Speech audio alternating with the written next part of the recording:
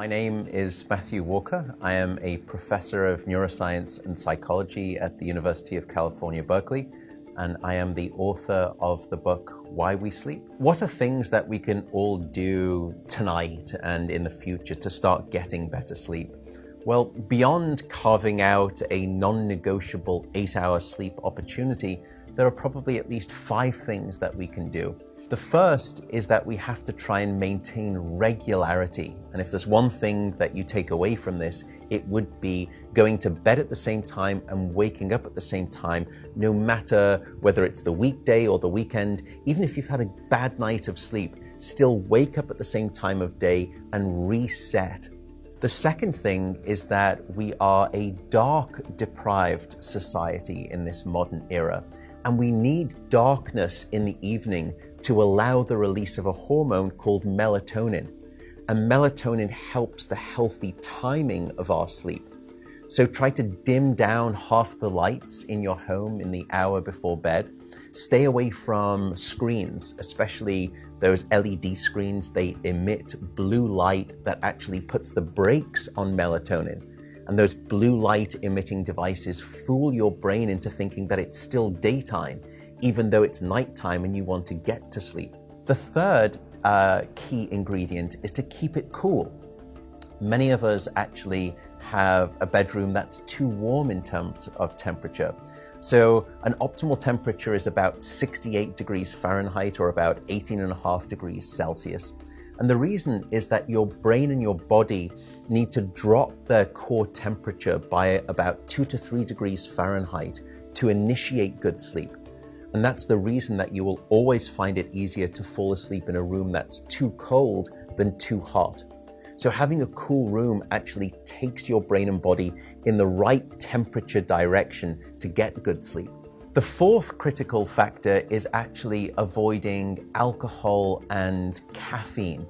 Unfortunately, this makes me deeply unpopular, but alcohol is perhaps the most misunderstood drug when it comes to sleep. People think that it helps them fall asleep. That's not actually true. Alcohol is a class of drugs that we call the sedatives. And what you're doing is just knocking your brain out. You're not putting it into natural sleep. We also know that alcohol will fragment your sleep, so you'll wake up many more times throughout the night. And alcohol is also a very potent chemical for blocking your dream sleep or your rapid eye movement sleep. Caffeine is also a problem.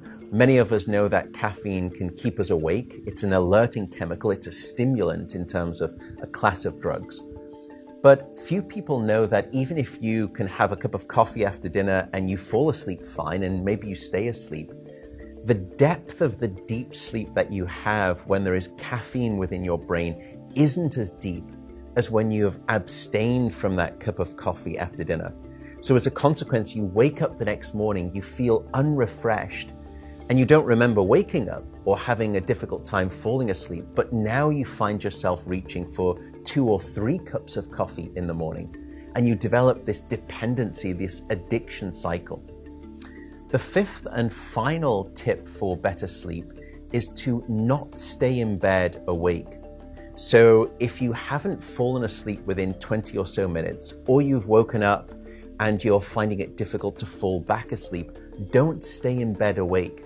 The reason is that your brain very quickly starts to learn the association between your bed being about the place that you're awake rather than your bed being about sleep. So the advice is to get up, go to another room, and in dim light, just read a book. No screens, no email checking, no food. And only when you feel sleepy should you return to bed. And that way you can actually then relearn the association between your bedroom being about the place of sleep rather than being awake. I should also note that some people don't like the idea of getting up and going out to a different room if it's dark and they're warm in bed. An alternative is actually meditation. Meditation has been demonstrated in clinical trials to help people just relax the body, calm down the fight or flight branch of the nervous system that can happen when we wake up in the middle of the night and we have that Rolodex of anxiety thoughts.